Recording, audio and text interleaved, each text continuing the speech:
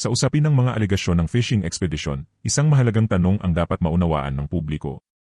Ang isang investigasyon ba ay simpleng paghahanap lamang ng anumang maaaring gamitin laban sa isang tao, o ito ba ay isang proseso upang alamin ang katotohanan gamit ang mga dokumento at ebidensya?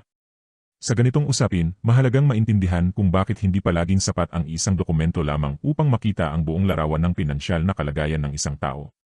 Kapag ang iniimbestigahan ay tungkol sa unexplained wealth, hindi sapat na tingnan lamang ang statement of assets, liabilities, and net worth at ang income tax return. Mahalaga ang mga dokumentong ito dahil ipinapakita nito ang mga idineklarang ari-arian, obligasyon, at kita ng isang tao. Ngunit hindi nito otomatikong naipapakita ang buong galaw ng pera, mga transaksyon, at aktual na kalagayan ng pananalapi. Inihalin tulad ang statement of assets, liabilities, and net worth at income tax return sa isang snapshot, isang larawan lamang sa isang partikular na panahon. Ipinapakita nito kung ano ang idineklara sa isang takdang oras, ngunit hindi nito palaging ipinapakita ang lahat ng nangyari bago at pagkatapos ng deklarasyong iyon. Hindi nito agad makikita ang bawat transaksyon, bawat paggalaw ng pera, at kung saan talaga nagmula o napunta ang mga pondo. At dito pumapasok ang mas malalim na pagsusuri. Halimbawa, maaaring maliit lamang ang nakasaad na kita sa mga opisyal na dokumento, ngunit may mga gastusin, ari-arian, o transaksyong nangangailangan ng karagdagang paliwanag. Maaari ring may mga pinansyal na galaw na hindi agad makikita kung statement of assets, liabilities, and net worth at income tax return lamang ang susuriin. Dahil dito, sa mga investigasyon tungkol sa unexplained wealth, mahalagang tingnan ang mas malawak na larawan. Kabilang dito ang pagsusuri ng mga bank records, transaction history, property records, at iba pang financial documents na maaaring makatulong upang malaman kung ang deklaradong kita ay naayon sa aktual na galaw ng pera. Ngunit mahalagang tandaan ang isang pangunahing prinsipyo. Ang pagkakaroon ng investigasyon ay hindi nangangahulugan na otomatikong may kasalanan na ang isang tao. Ang layunin ng isang patas na investigasyon ay hindi ang agad humatol, kundi ang mangalap ng sapat na impormasyon upang malaman ang katotohanan.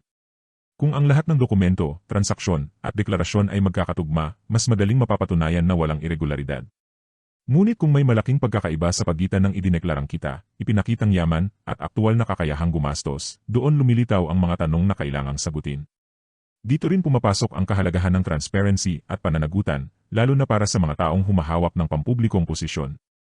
Ang tiwala ng publiko ay nakasalalay hindi lamang sa mga salitang ipinapahayag, kundi pati sa kakayahang ipaliwanag ng malinaw kung paano nabuo ang isang yaman at kung saan ito nagmula.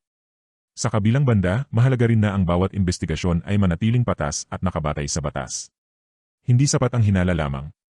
Kailangan pa rin ng ebidensya, proseso, at pagkakataon para maipaliwanag ng kinukwestiyon ang kanyang panig. Kaya ang tunay na tanong sa isang usapin ng unexplained wealth ay hindi lamang kung may mga dokumentong hinahanap. Ang mas mahalagang tanong ay, may sapat bang paliwanag sa pagitan ng idineklarang kita at ng aktual na yaman o paggastos? Kung mayroon, dapat itong maipakita sa tamang proseso. Kung wala naman, nararapat lamang na magkaroon ng mas malalim na pagsusuri upang malaman ang buong katotohanan.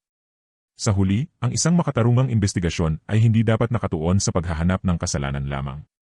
Dapat itong nakatuon sa paghahanap ng katotohanan. Dahil sa isang patas na pagsusuri, ang buong larawan ang mas mahalaga kaysa sa isang bahagi lamang ng kwento. At sa usapin ng yaman, pananagutan, at tiwala ng publiko, ang transparency ang susi upang mapanatili ang integridad ng serbisyo publiko.